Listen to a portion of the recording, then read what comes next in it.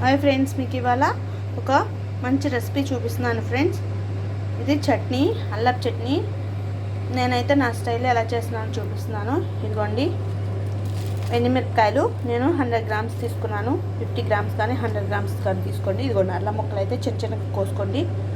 అంటే ఇదిగో ఈ చిన్న అల్లం ముక్క కాకుండా ఇంకొంచెం ముక్క, దీంట్లో ఇంకో చిన్న ముక్క ఇలాంటిది వేసుకోండి.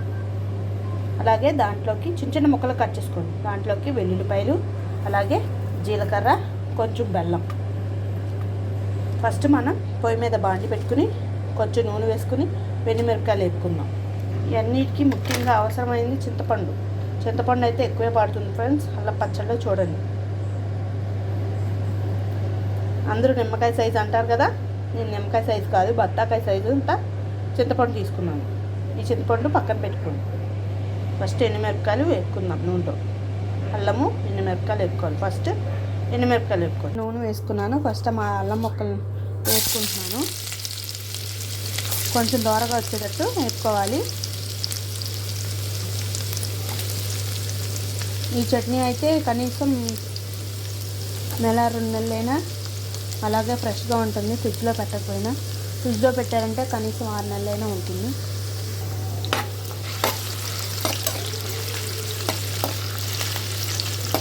ఈ చట్నీ ఇడ్లీలోకి, అన్నంలోకైనా బాగుంటుంది. అన్నంలోకి అయితే నెయ్యి వేసుకుని ఈ చట్నీ కొంచెం వేసుకుని తింటే చాలా రుచిగా ఉంటుంది.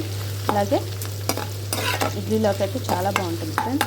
ఫస్ట్ అల్లం ముక్కలు వేయించుకుని త్వరగా వచ్చేటట్టు వేయించుకుని పక్కన పెట్టుకుంది. ఇంకా గోల్డెన్ బ్రౌన్ కలర్ వచ్చేసింది. ఇది తీసేసి పక్కన పెట్టేసుకుందాం. ఈ కలర్లో వేగాలి ఫ్రెండ్స్. అల్లం పక్కన పెట్టేసుకున్నాం కదా ఫ్రెండ్స్, వేపుకున్నది. ఇప్పుడు అదే నూనెలో ఎండుమిరపకాయలు కొంచెం కలర్ చేంజ్ అయ్యేదాకా వేపుకోవాలి ఫ్రెండ్స్.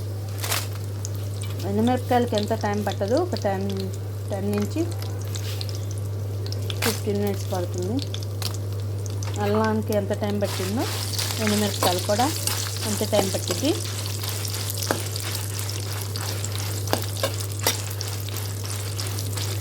ఇడ్లీ, దోశ, అన్నంలోకి చాలా బాగుంటుంది చట్నీ.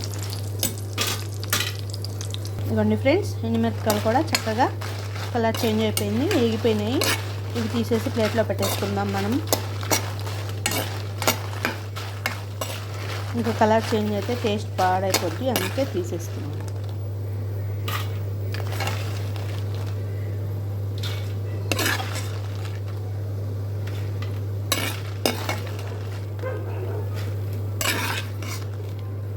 చూసారు కదా, అదే బాండీలో చింతపండు ఉంది కదా, చింతపండును కూడా ఉడకపెట్టుకోవాలి ఫ్రెండ్స్.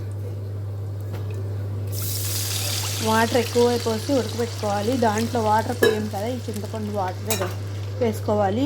మిక్సీ పట్టేటప్పుడు కొంచెం గుజ్జుగా వచ్చేటట్టు ఉడికించుకోండి. అలాగే వాటర్ కూడా ఉండేటట్టు చూసుకోండి. ఎండుమిరపకాయలకి వాటర్ ఉంటేనే నలుగుతుంది.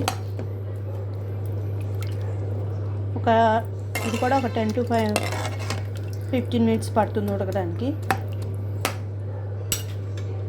ఇదిగోండి, ఈ విధంగా ఉడకపెట్టుకోండి.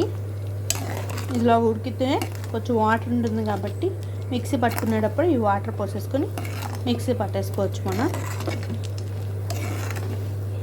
అయిపోయింది ఫ్రెండ్స్, ఇది దింపేసుకుంటున్నాను. మనం మిక్సీ గిన్నెలో ఏమేమి వేసుకోవాలో చూపిస్తాను. ఇలాంటి మిక్సీ గిన్నె తీసుకున్నాను కదా, దాంట్లోకి మనం ముందు వేసుకున్న అల్లం ముక్కలు, అలాగే ఎండుమిరపకాయలు కూడా కొంచెం కొంచెంగా వేసుకోండి.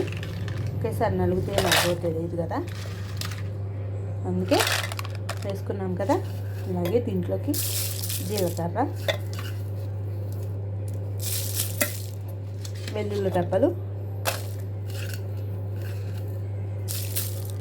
అంతలో కొంచెం చింతపండు గుజ్జు, మనం ఉడకపెట్టుకున్న చింతపండు గుజ్జు ఉంటుంది కదా, గుజ్జు ముందు వేసుకుని మిక్సీ పట్టుకోవాలి. తర్వాత వాటర్ కొంచెం కొంచెంగా పట్టుకోవాలి. ముందే వెంటనే వేసేసామంటే ఎండుమిరపకాయలు మిక్సీ పట్టుకునేటప్పుడు నలగాలి కదా, అందుకు ఫస్ట్ గుజ్జు వేసుకోండి. ఆ తర్వాత మాత్రమే వాటర్ పోసుకుని కలుపుకోండి. కొంచెం మీకు టేస్ట్కి సరిపడంత, కొంచెం తీపి కావాలనుకున్న వాళ్ళు కొంచెం బెల్లం వేసుకోండి. అదే తీపి అవసరం లేదు, కారంగా ఉంటేనే బాగుంటుంది అని అనుకుంటే బెల్లం వేసుకోవసరం లేదు. నేనైతే కొంచెం బెల్లం వేస్తాను. చాలా చిన్న ముక్క వేసాను నేను. ఇప్పుడు మిక్సీ పట్టుకుందాం. ఫస్ట్ చూసారా నలగలేదు, అందుకే కొంచెం మనకు టేస్ట్కి సరిపడంత ఉప్పు వేసుకుందాం. ఇంకొండి ఉప్పు వేసుకుంటున్నాను. అలాగే కొంచెం చింతపండు గుజ్జును కూడా కొంచెం వేసుకుని మిక్సీ పట్టుకోవాలి ఫ్రెండ్స్. ఓకేనా, మొత్తం పేస్ట్ లాగా తయారైపోవాలి. ఇదిగోండి ఫ్రెండ్స్, ఇంత చక్కగా తయారైపోయింది పేస్ట్. ఇప్పుడు తాలింపు వేసుకోవాలి. తాలింపు మాత్రం తప్పనిసరిగా వేసుకుందాం మనం. ఇప్పుడు పొయ్యి మీద బండి పెట్టుకుందాం. బండిలో కొంచెం ఎక్కువ నూనె పడుతుంది ఫ్రెండ్స్, తాలింపు కదా. తాలింపుకి నూనె వేసుకున్నాను ఫ్రెండ్స్ తగినంత. ఇప్పుడు మనం ఫస్ట్ వెల్లుల్లిపాయలు వేసుకుందాం. అలాగే తాలింపు దినుసులు, కరివేపాకు ఉంటే కరివేపాకు వేసుకోండి. అలాగే జీలకర్ర కూడా వేసుకోండి.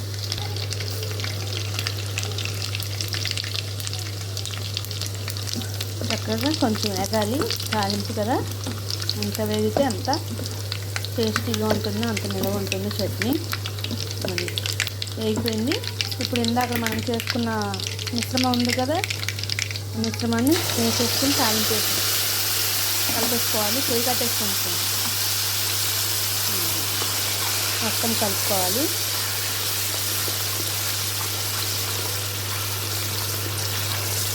తాలింపు అయితే తప్పనిసరిగా వేసుకోండి.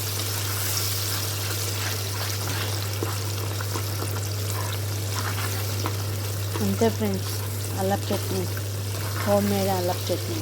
ఈ వీడియో కానీ మీకు నచ్చినట్లయితే లైక్ చేసి, షేర్ చేసి, సబ్స్క్రైబ్ చేసుకోండి. చల్లారిన తర్వాతే సీసాల్లో స్టోర్ చేసుకోండి. చల్లారకు ముందు పెట్టేసామంటే బూజు పట్టేసి పాడైపోతుంది. పూర్తిగా చల్లారిపోవాలి. పూర్తిగా చల్లారిన తర్వాత మాత్రమే సీసాలో పెట్టి స్టోర్ చేసుకోండి. సీసా కానీ ప్లాస్టిక్ డబ్బా కానీ పెట్టి స్టోర్ చేసుకోండి. ఈ చట్నీ అయితే ఫ్రిడ్జ్లో పెట్టామంటే 6 months ఎట్లాగే ఉంటుంది.